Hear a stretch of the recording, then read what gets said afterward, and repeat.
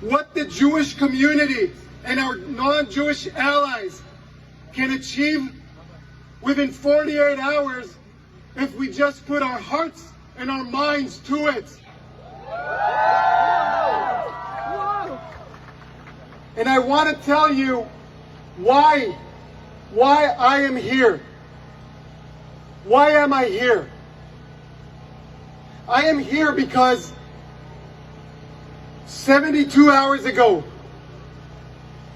Hamas lined up 6 Jewish hostages, lined up and shot each and every one of them with 1 bullet to the head and executed them. And that's why I'm here. I am here because Hamas kidnapped them as Israelis, but executed them as Jews.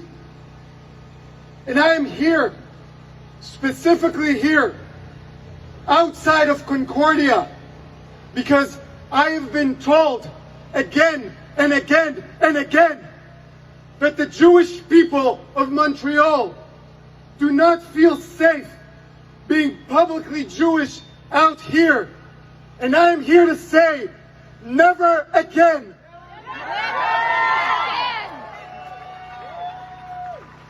And I am here because the media has been completely mistreating and distorting reality for its own benefit, including a CBC journalist who asked me today, right after I told her that we are holding a vigil for 6 executed Jews, and she dared ask me what I think about the internal politics in Israel. And I told her, you are asking the wrong questions, you are telling the wrong narrative, and you are not treating the Jewish people with the respect that we are not asking, but we demand.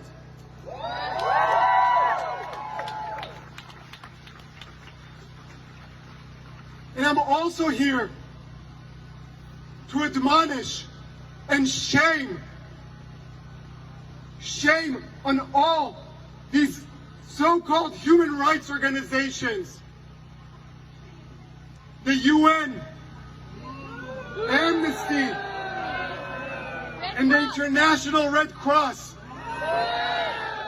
I read this week that the International Red Cross is rolling out 630,000 polio vaccines for the children suffering in Gaza, and I am all for it. But I have a question. What about the Bibas children? What about Kfira and Ariel? What about their vaccines?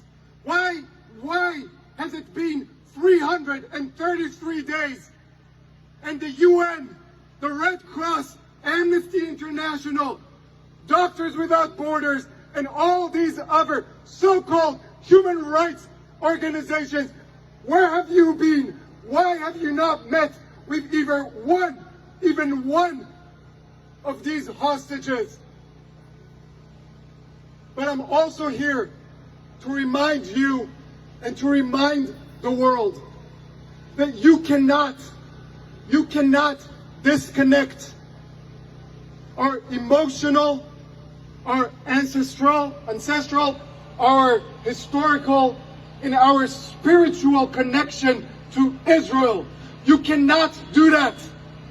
Israel, the connection to Israel, is a part in each and every one of the Jewish people.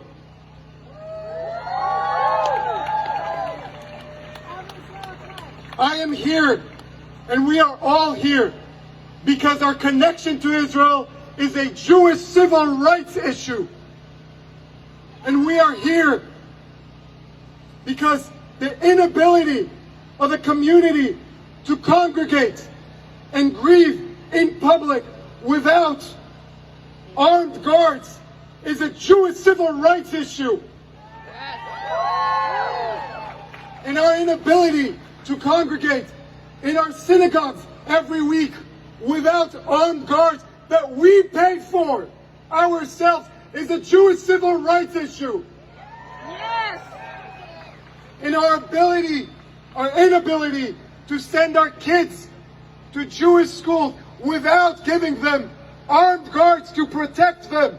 Kindergarten kids is a civil rights issue. It has nothing to do with our stances about geopolitics. Israel is not an ideological issue.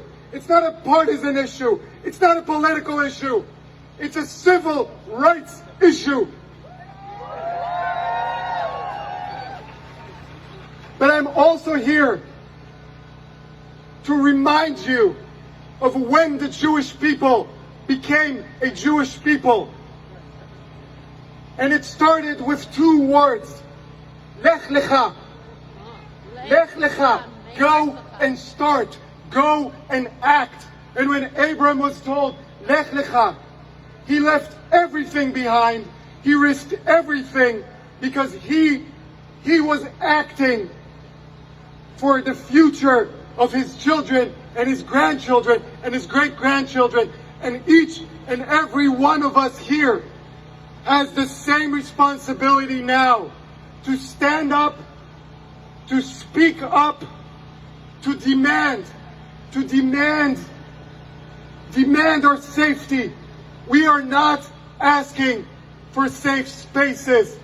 We are demanding safety everywhere.